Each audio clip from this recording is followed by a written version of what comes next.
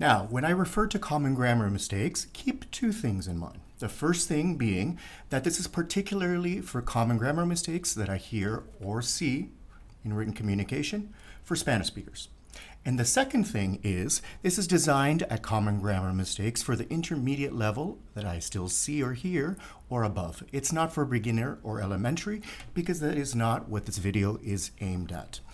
Okay, so the first thing is prepositions. Now, we're not going to address prepositions as it relates to which prepositions go with certain verbs, like listen to, and listen always goes with to if there's an object. You can say, can you listen? Or can you listen to me? But never can you listen me. And we're not going to address phrasal verbs. That's a whole other world to explore. What we are going to explore is prepositions of time and place. Let's go for time first. So the famous three, the trio here, the Holy Trinity, in, on, and at. Now, let's go for each one. Prepositions of time. It's fairly easy. At is for a specific time. At 5:30, at 5:33. It could also be a specific time as it relates to an event. Like I'll talk to you at breakfast. Breakfast always happens at 8:30, for example. That is the easiest one. Actually, the easiest one is on, because on is only for days. On Monday, on Friday, on my birthday, on July 12th, 2022, which is also a day, even though you're mentioning a month and a year. Now, in is the one that has the most use in terms of different situations. In is for periods of time that are not days. So we have in as it relates to months, in March, in August, as it relates to seasons, in the summer, in the winter, and it relates to years, in 2025.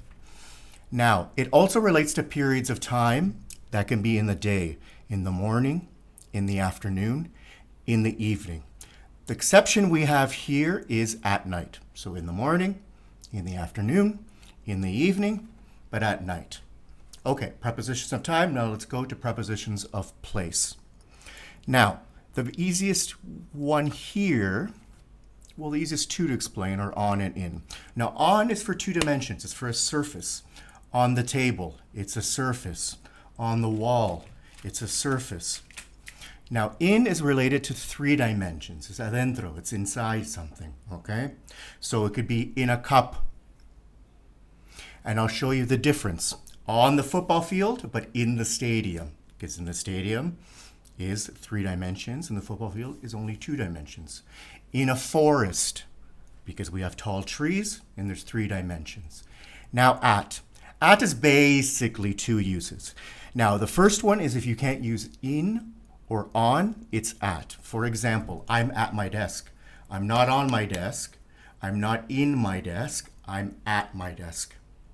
The pizza guy or girl is not on the door. They're not in the door. They're at the door. Now, the second main use we use for at is for buildings or general events. So at the bank, at home, at the airport, at work, at the library.